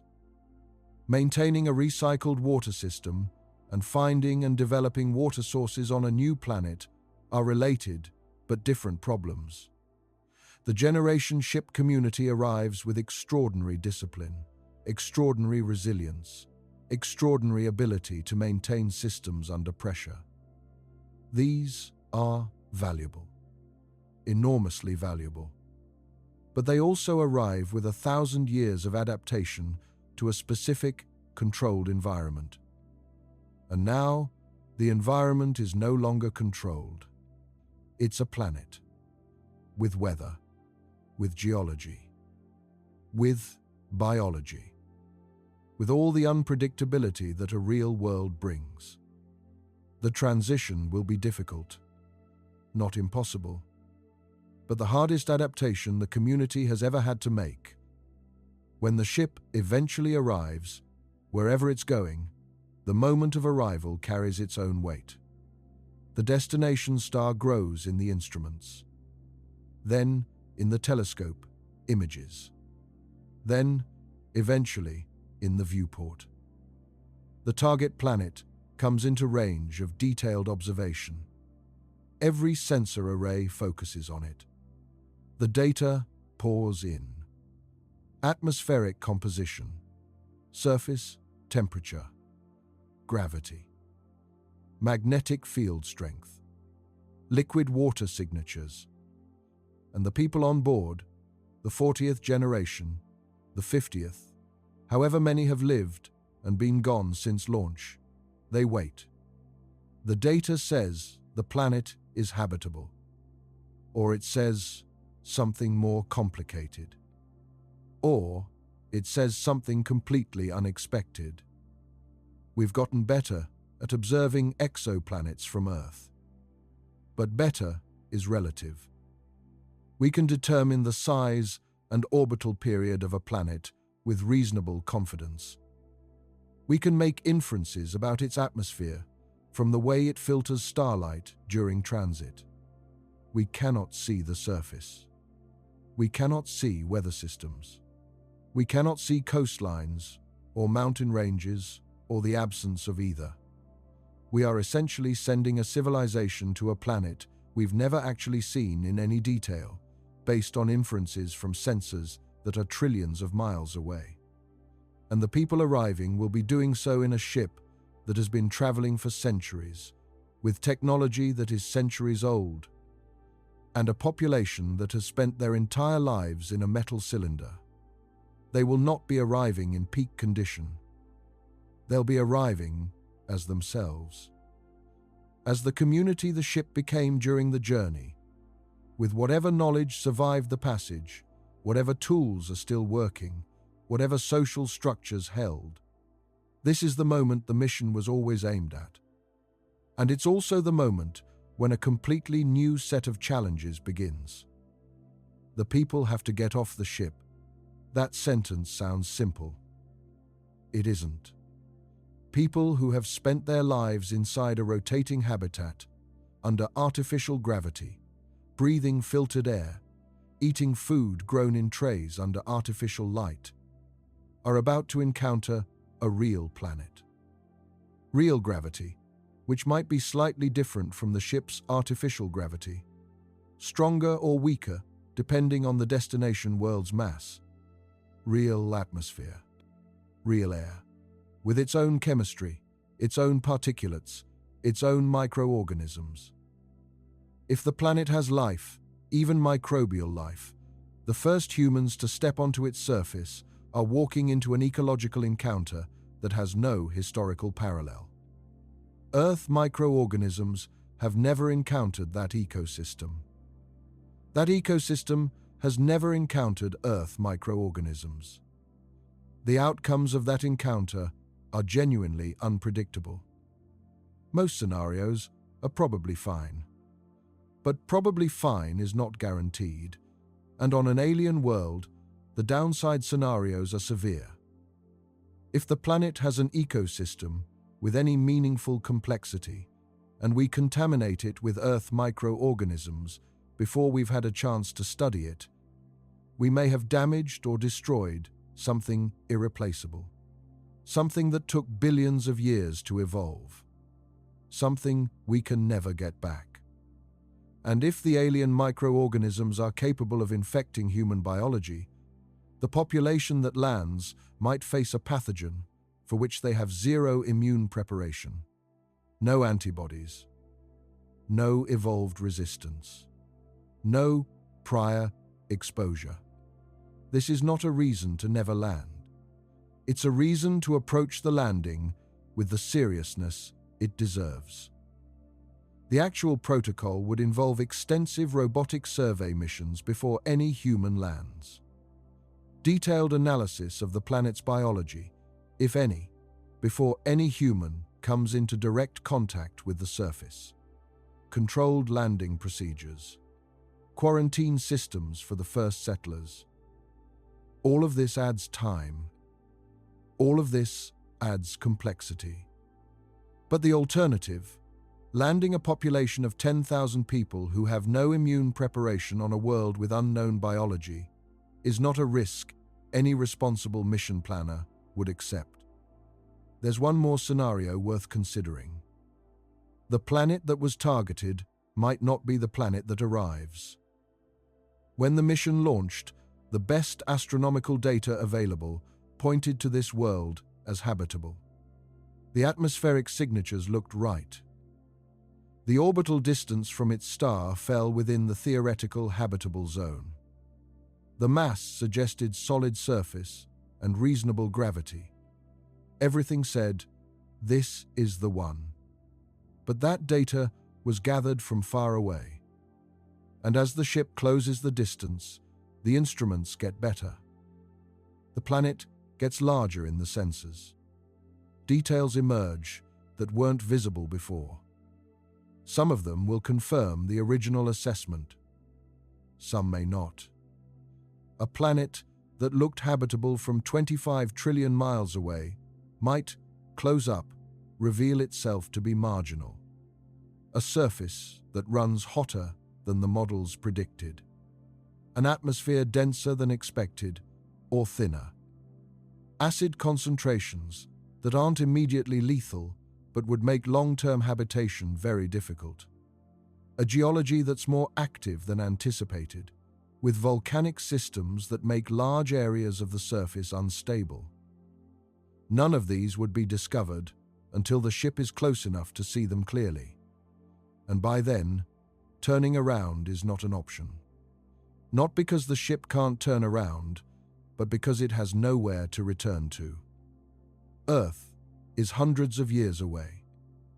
The ship doesn't have the resources to make that trip. Whatever the destination planet turns out to be, that is where the mission will end. Habitable, or marginal, or something in between. The people will have to work with what's there. This is not as bleak as it sounds. Humans are extraordinarily adaptable, and the ship arrives with technology, the ability to build enclosed habitats, to work toward making the outside safer over time.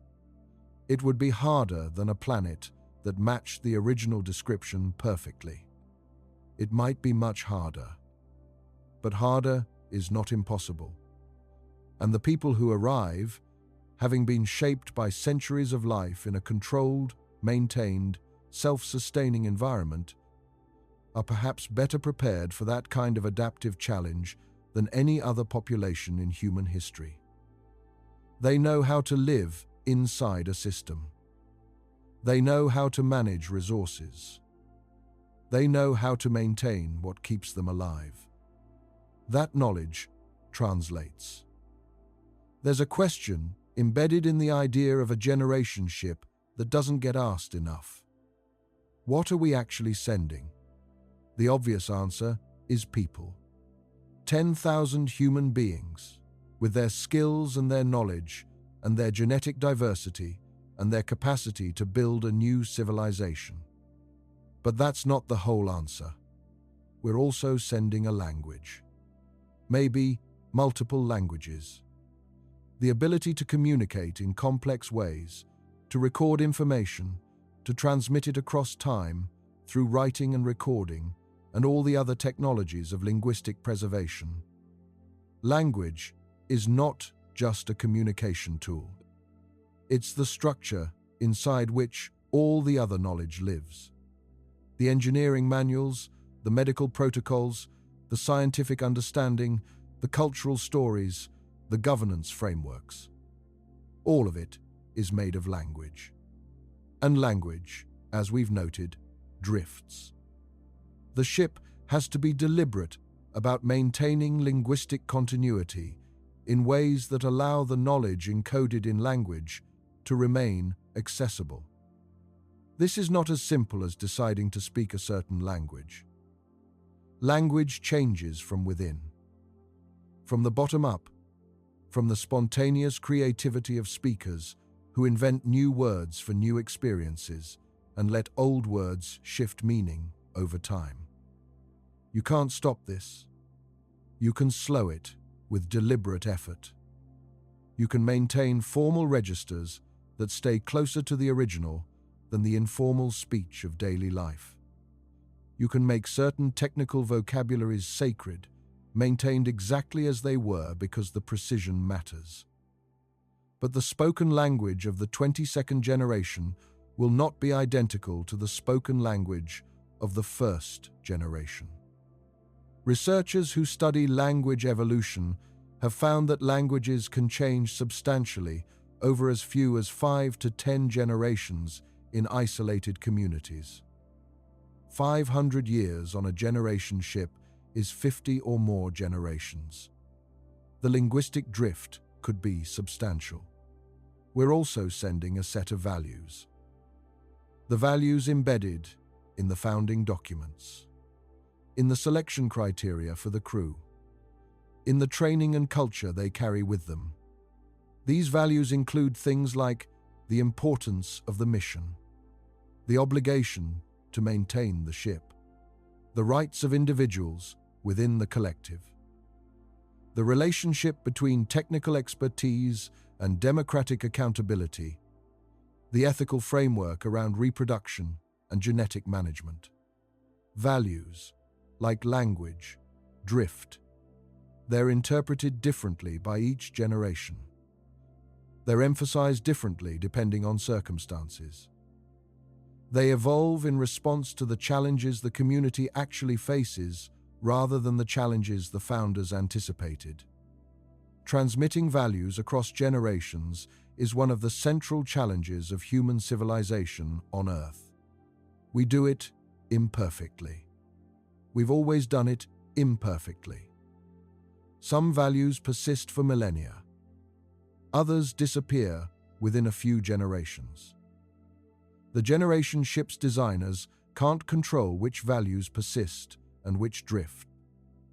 They can only make deliberate choices about what they try to emphasize, what they make structural rather than optional, what they embed so deeply in the daily practices of the community that changing them requires active effort rather than just passive drift.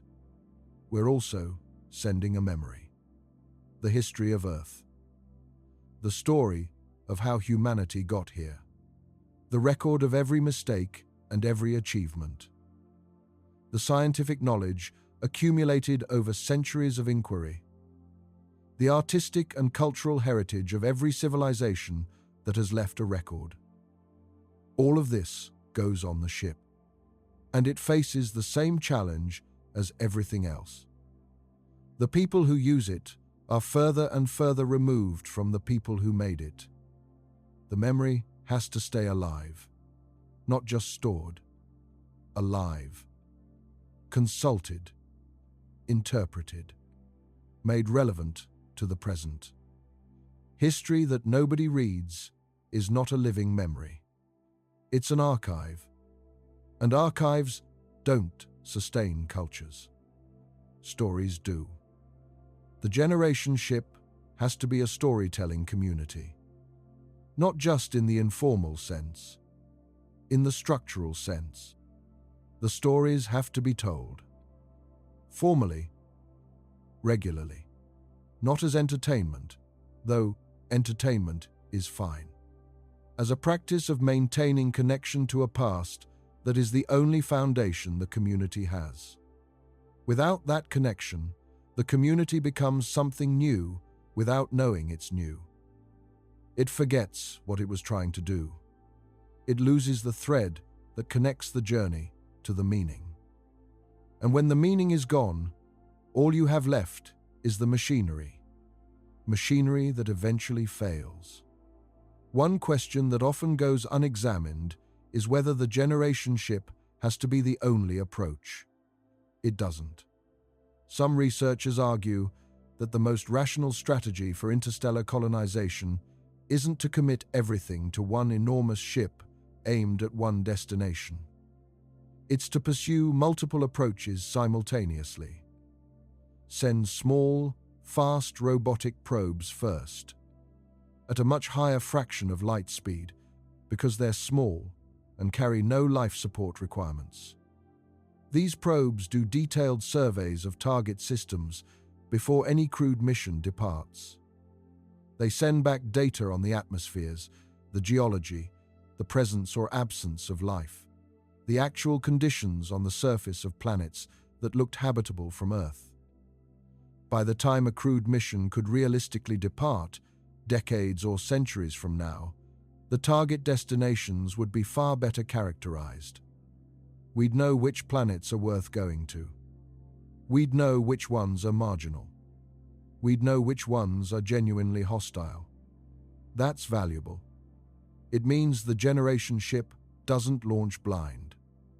It launches with a realistic picture of what's waiting at the destination, reducing the probability of arriving to find that the premise was wrong. Another approach involves sending embryos or genetic material first, with an automated system that begins preparing the destination before the crewed ship arrives.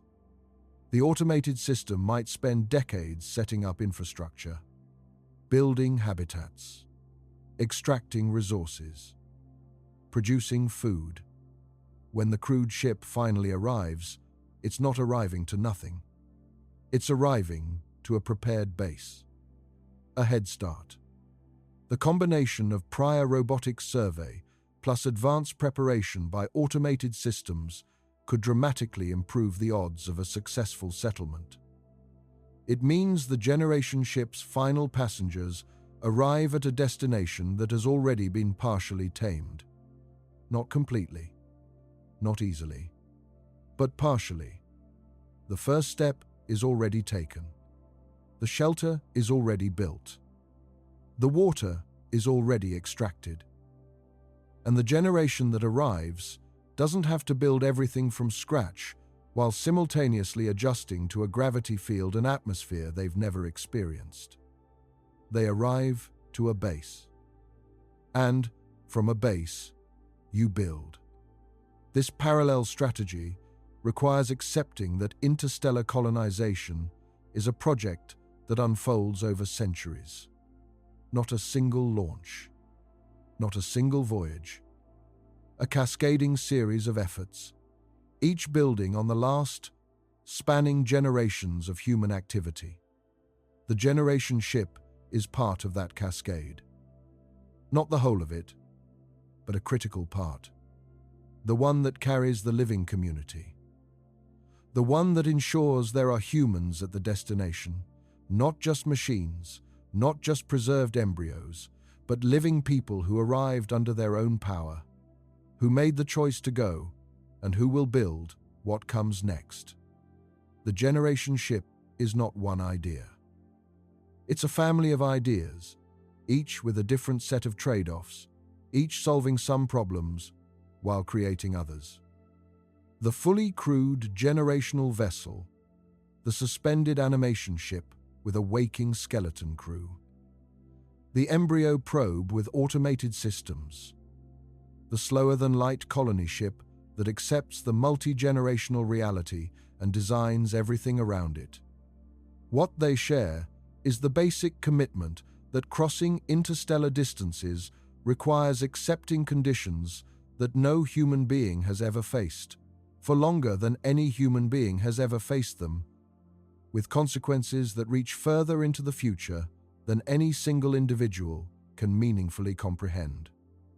This is what it means to replace a planet with a machine. Not just physically, in the sense of building a structure that provides food, water, air, and gravity, but in every other sense.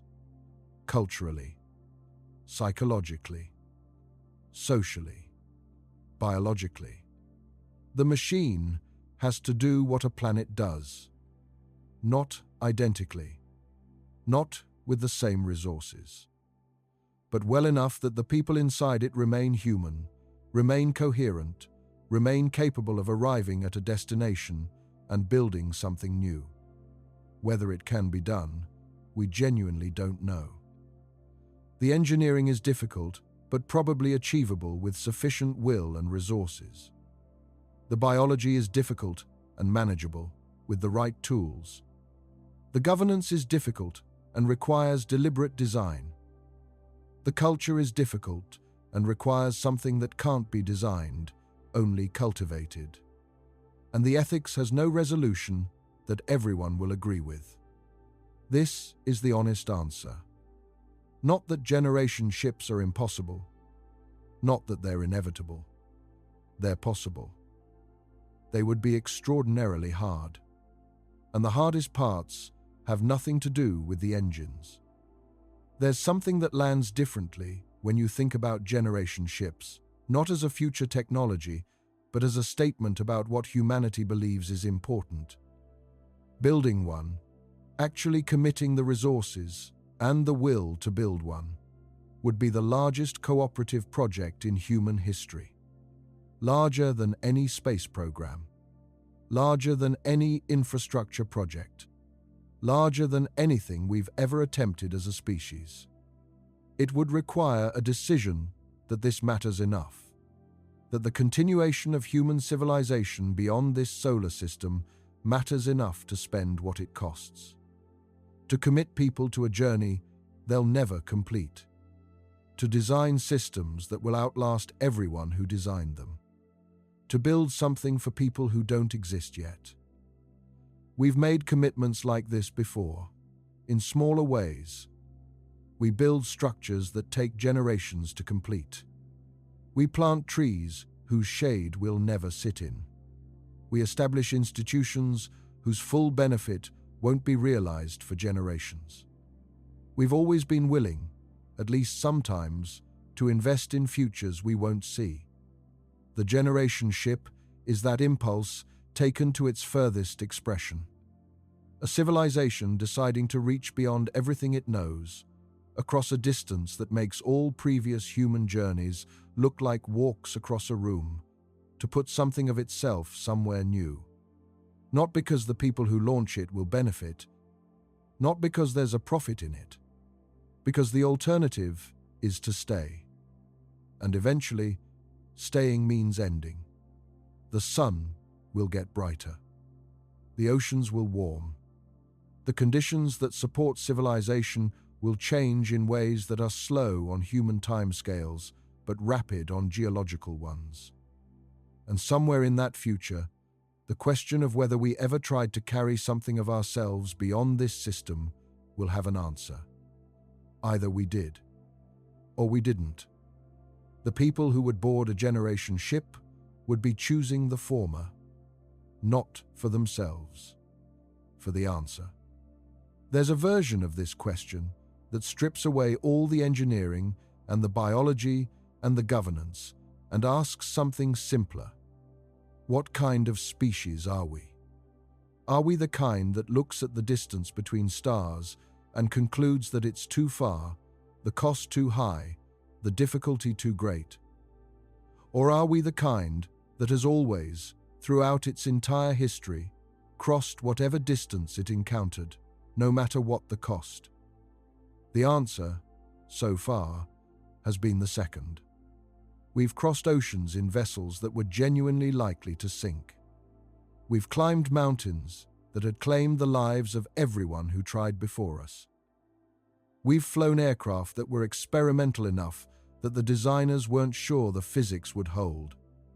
We've launched people into space in machines where a single system failure meant the end of everything. We did all of this not because the probability of success was high. We did it because the probability of success was non-zero. Because it was possible. Because on the other side of the risk was something worth reaching. A generation ship is the same calculation at a larger scale. The risk is real. The difficulty is real. The ethical complexity is real. And on the other side of all of that, there's a star system. Planets. A world that has never known a human being. A future that isn't contained by a single planet's lifespan. The generation ship, in the end, is not just a machine. It's a question we're asking about ourselves. And the answer we give will say something permanent about what kind of civilization we were when the question was asked. There's a version of the generation ship story that only makes sense when you zoom out far enough. Not just the journey, not just the arrival, but what happens after. Assume the mission succeeds. The ship arrives. The community survives. The planet is habitable, or close enough that the colonists can make it work. A century after arrival, there's a settlement. A real one. Children born on the new world. Buildings. Agriculture. Community. The beginnings of civilization. 2 centuries after arrival, the colony is self-sustaining. It no longer depends on anything from the ship. The ship itself is probably obsolete, or repurposed, or dismantled for parts. The community has moved on from it. The colony is not Earth. It's something new. Something shaped by a different gravity, different light, different seasons, if there are seasons at all. Different sky. Different smells. The people who were born there don't think of themselves as transplanted Earth humans. They're from here. This is home. And some of them, eventually, will look at the sky, at the stars, and wonder what's out there. And the process starts again. This is what the generation ship means at the largest scale, not a single voyage. A template. A proof that it can be done. Once humanity has done it once, the second time is easier. Not easy, but easier. The knowledge gained from the first voyage informs the second. The technology developed for it improves. The community of people who know how to do it grows. Each generation ship that succeeds makes the next one more likely to succeed. Over centuries and millennia, this process, if it continues, transforms humanity from a single planet species into something that spans multiple star systems. Not quickly. Not without loss. Not without voyages that fail and communities that don't survive. But, over the long arc, the species that figures out how to do this becomes something harder to extinguish. Something that no single catastrophe can end. That's the actual point. Not any specific destination. Not any specific colony. The distribution. The spreading. The becoming of something that the universe has to work harder to end. The generation ship is how you start that process. You start it knowing that you won't see the end of it. Knowing that the civilization you're building toward is centuries away. Knowing that the people who benefit most from what you're starting won't be born for 1,000 years. That's not a deterrent. That's the point. The ethical question of who decides to build the ship is more complicated than it first appears. Building a generation ship requires resources on a planetary scale. Resources that currently belong to people who are not going on the ship. taxpayers who will never benefit from it. Communities whose land and labor and materials go into building something that leaves and never comes back. This has echoes in the history of exploration. Every great voyage of discovery was funded by people who stayed home, using resources extracted from populations that had varying degrees of say in the matter. The legacy of that history is complicated. A generation ship would need to reckon with it. Who funds it? Who decides the destination? Who selects the crew? Who owns the ship? Who owns the colony it establishes? These questions don't have obvious answers, and the answers chosen will shape everything that follows. A ship built by a single nation and crewed exclusively by that nation's citizens carries a very different set of implications than a ship built by an international consortium and crewed by a genuinely diverse cross-section of humanity. The former is a colonial enterprise in the traditional sense. The latter is something more like a species-level project. The difference matters, not just ethically, practically.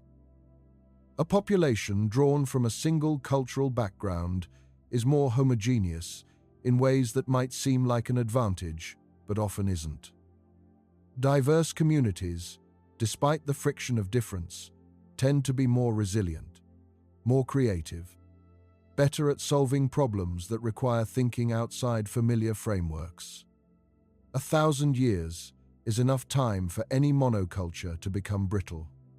1,000 years of genuine diversity, managed thoughtfully, might produce a community stronger than any of the founding cultures individually.